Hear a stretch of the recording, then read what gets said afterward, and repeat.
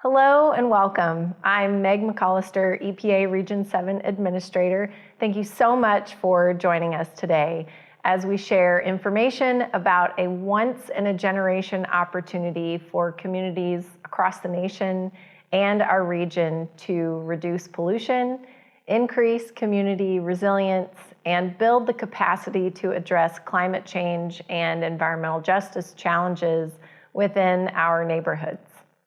The Inflation Reduction Act Community Change Grants Program will provide $2 billion, that's billion with a B, $2 billion in funding to communities across the nation that have been historically underserved by environmental policy.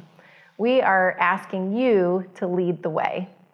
These grants will focus on community-driven initiatives and programs that respond directly to the needs of our stakeholders, which include people and organizations that you represent. We're excited to announce that the funding cycle is open. Technical assistance is available until August 16th, and the applications close November 21st. You can learn more about what eligible entities like cities, community-based organizations, universities, and tribal organizations are currently planning to make happen with their community change grant funding. Again, this is the largest single investment in environmental justice history, and we are encouraging you all to apply. This webinar will provide information that can help you determine how these grants can work for your communities, because you know what your communities need and are experiencing, and you are best situated to know how we can best serve them.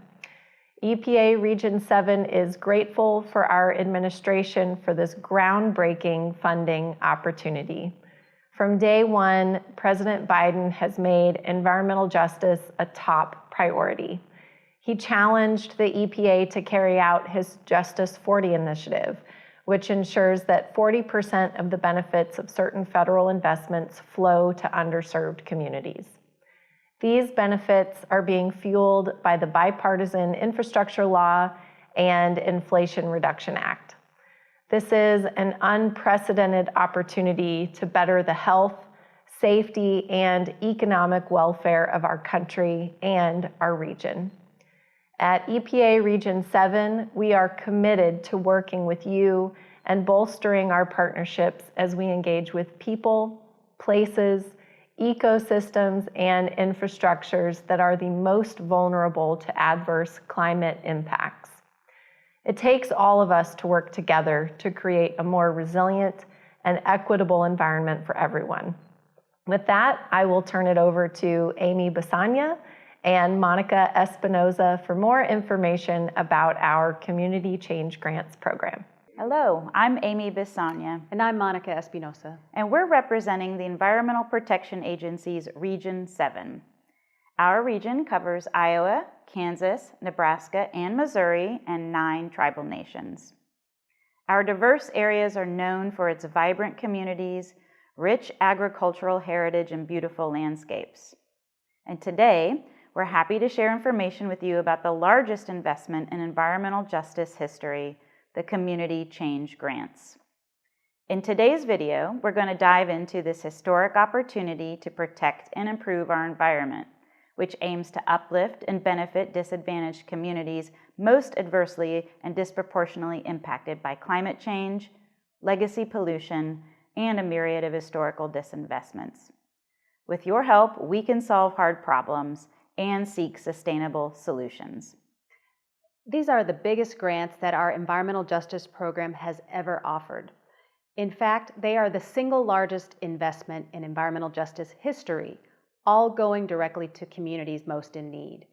The Inflation Reduction Act provided $3 billion to award grants and fund related technical assistance to benefit disadvantaged communities, and $2 billion of that is just for these community change grants.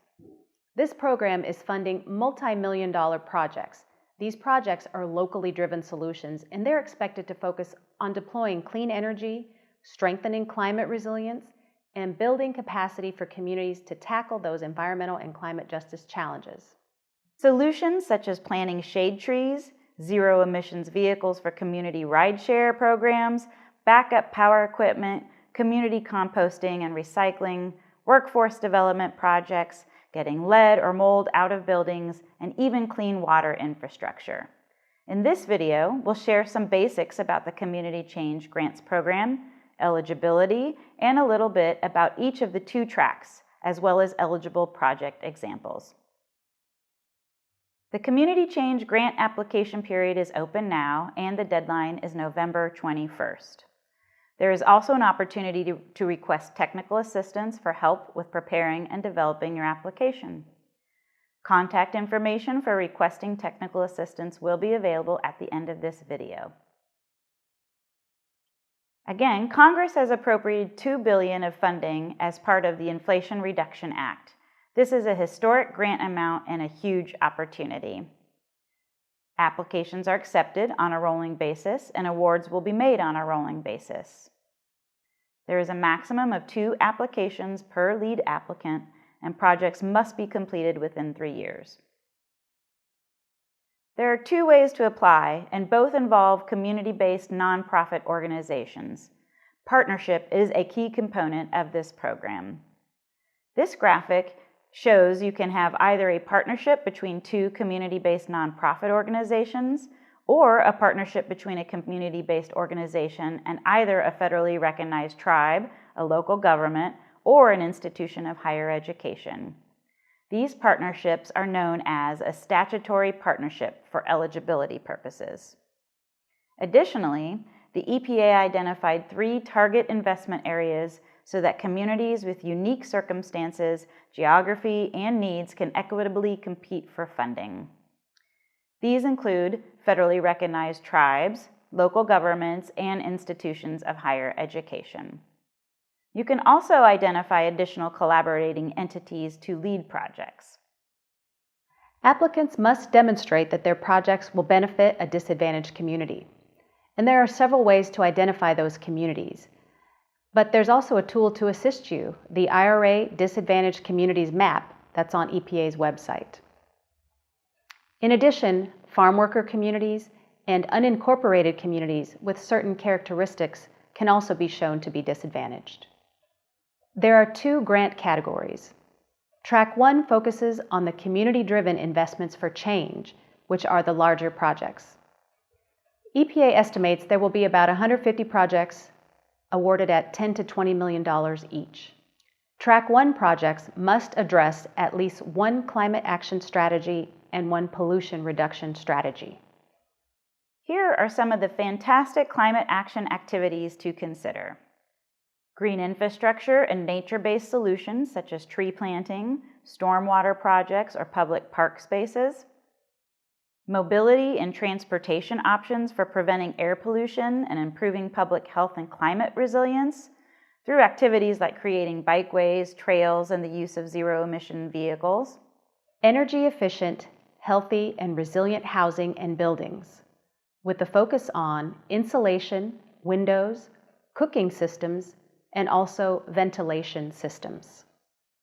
Microgrid installation for community energy resilience focuses on construction and installation of microgrids, other energy infrastructure for operations, and ancillary energy infrastructure necessary to support microgrids towards renewable energy generation and storage.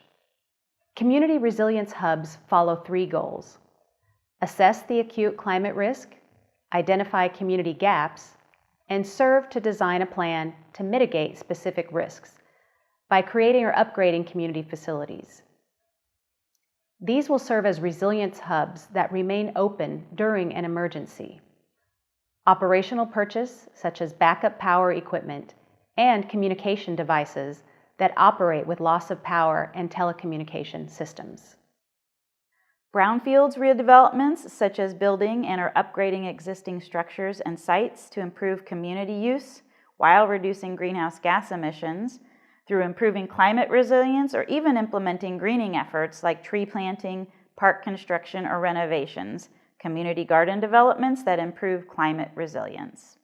Waste reduction and management works to support a circular economy through works like implementing a community-scale recycling program to reduce emissions from food waste by implementing programs that distribute unused food to project area residents. This strategy allows applicants to propose workforce development programs that will help reduce greenhouse gas emissions and other air pollutants to benefit disadvantaged communities. The first pollution reduction strategy is indoor air quality and community health improvements. Example projects can include things like removing or reducing the harm from toxic substances in buildings, such as mercury, radon, mold, lead-based paint, asbestos, and other harmful substances. The second is outdoor air quality and community health improvements. This includes those reducing exposure from air pollution sources, for example, by creating alternate truck route programs, or providing incentives for people to replace equipment like leaf blowers and lawn mowers with zero-emission alternatives. Other examples include using sustainable construction practices like replacing toxic play surfaces for children. This project category, clean water infrastructure to reduce pollution exposure and increase overall system resilience, seeks to solve infrastructure projects which can generally be expensive. But making changes to our water infrastructure can reduce pollution exposure to communities, and it can improve the system's overall resiliency, making them more efficient. This includes septic to sewer conversions to connect homes to nearby community water systems, providing alternate water supplies for communities and buildings that have contaminated water, installing working water fountains at schools and parks where there is a need, and installing water conservation efficiency and reuse technologies. Safe management and disposal of solid and hazardous waste project. Examples include, among others, collecting, processing, and disposing of household hazardous waste and electronics, developing or expanding hazardous waste collection, recycling programs, and infrastructure projects like installing public water bottle refill stations to reduce the demand for single-use plastics. Track 2 applications are intended to build the capacity of communities and governments to evaluate and redress environmental and climate injustices by giving disadvantaged communities a meaningful voice in the government decision-making process. We expect around 20 awards of about $1 to $3 million each for these projects. Projects such as capacity building and helping close the equity gaps, breaking down system barriers to community participation in the government processes, impacting environmental and climate justice, and/or facilitating the engagement of disadvantaged communities in governmental processes to advance environmental and climate justice. Here are some exciting program topics and examples to consider. Educational and training programs prepare, train, and educate members of disadvantaged communities on how to engage in government processes related to environmental and climate justice activities. Some of these include developing or implementing equity action plans with the government, leadership development programs, and training programs to help members of disadvantaged communities effectively participate in advisory boards, commissions, or land use authorities. The environmental advisory boards facilitate the engagement of disadvantaged communities in environmental decision-making by establishing 3 things: advisory councils, task forces, or similar organizations to engage with the government on issues such as permitting decisions for factories to zoning and site guidance. For those collaborative governance activities, the process of providing recommendations and implementing decisions will benefit disadvantaged communities. Some examples of this are developing a community benefit agreement or creating a governance body for a brownfields post-cleanup redevelopment. Use the participatory budgeting process to inform public spending on environmental priorities. Through this, we are able to design a program where the community identifies problems, evaluates proposals, and recommends decisions for public funding of projects that implicate environmental and climate justice issues. As we reach the end of our presentation, if you have any questions, please contact ccgp@epa.gov.